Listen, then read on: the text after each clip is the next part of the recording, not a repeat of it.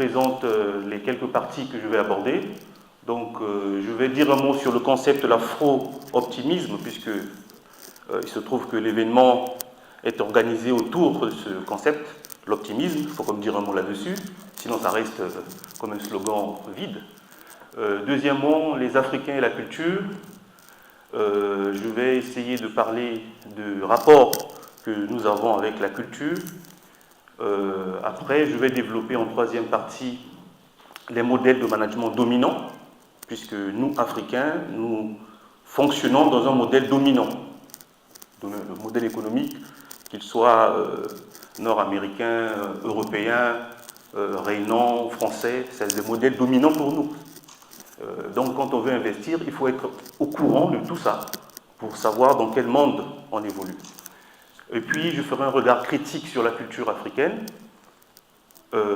si nous sommes en phase avec notre culture par rapport à ce modèle dominant, en effet.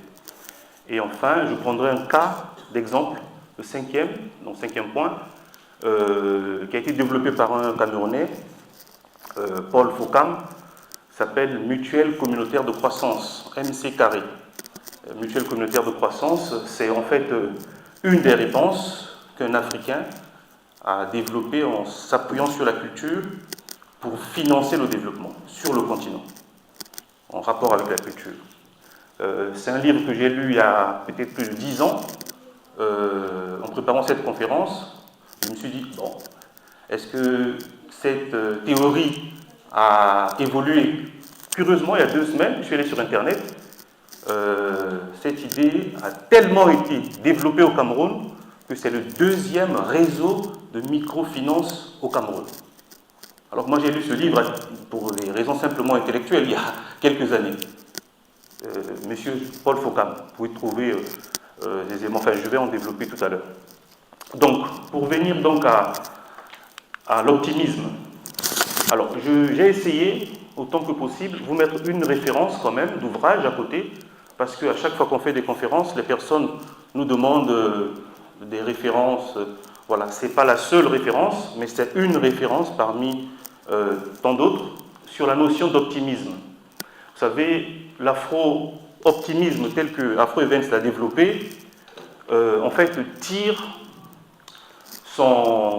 ses fondements dans ce qu'on appelle l'optimisme atavique africain. Ce n'est pas qu'un slogan, afro-optimisme.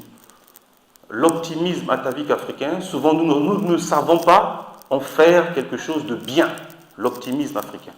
Et cet optimisme ne se repose pas que sur du vent.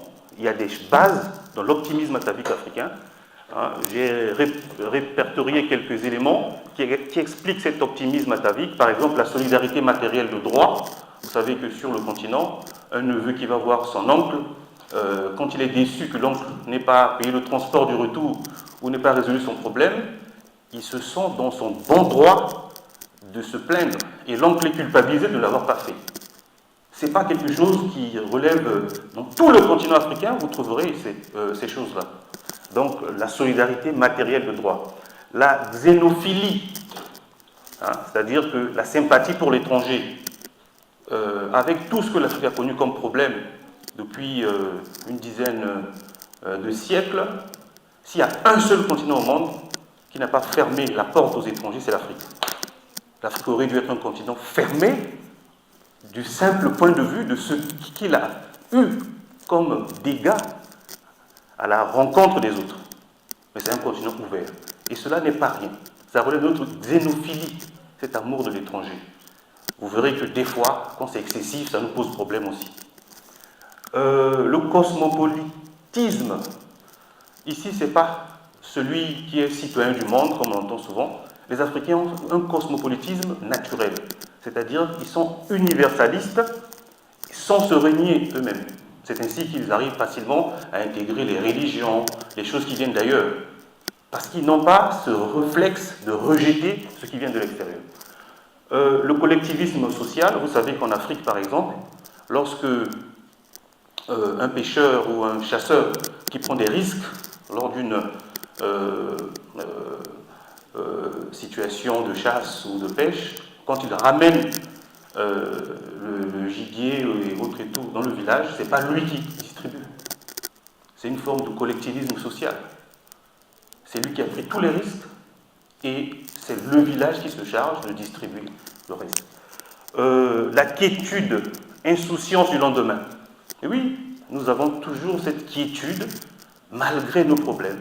Aller à Bangui, là où il y a eu les Séléka, les Anti-Balaka, aller au Gabon, là où il y a eu à Libreville, là où il y a eu... Vous allez voir des gens ont cette quiétude, vous posez la question, mais ils sont dans un monde à risque, mais ils ont toujours cette quiétude. Et ça ne vient pas de nulle part. Sauf qu'il faut des fois réfléchir sur ces questions-là. Comment en faire des moteurs, des vrais moteurs. La pauvreté n'est pas synonyme de solitude. Pourquoi nous résistons? Il n'y a pas que la pauvreté liée aux échecs des États depuis les années 60. La pauvreté est liée aussi depuis les siècles d'esclavage. Mais les Africains, même dans la difficulté, ne se sentent jamais seuls. Cela aussi renforce cet optimisme atavique. L'absence de culpabilité et de péché originel dans les créations religieuses et métaphysiques.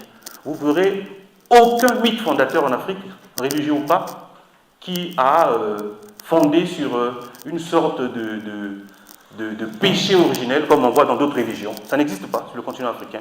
Il n'y a pas un Dieu qui condamne les hommes définitivement. Vous êtes pécheur à vie. Bon, ça existe d'ailleurs, mais ça n'existe pas dans les religions africaines. La culpabilité, on est pécheur, on est pécheur, on est pécheur. Enfin, ça n'existe pas dans les religions africaines. Le genre, d'ailleurs, ça influence toutes nos façons de faire. D'ailleurs, vous voyez, les romanciers africains font très rarement dans la dramaturgie ou dans le drame. Ils font beaucoup plus de romans, de contes, de fables et de comédies. Quelques-uns s'essaient un peu au genre dramatique, tout ça. Mais ça relève aussi de leur optimisme atavique, cette façon de voir le monde. Et ça touche même les scientifiques.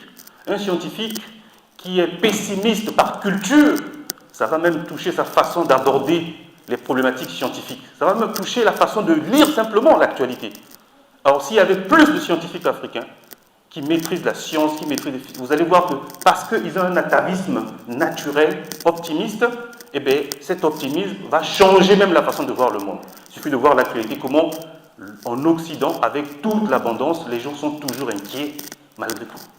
Comme si ça ne le suffit pas.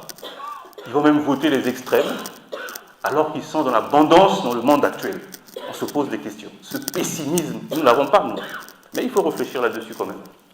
Donc ça, c'était un mot quand même sur l'optimisme qui a été développé dans le titre.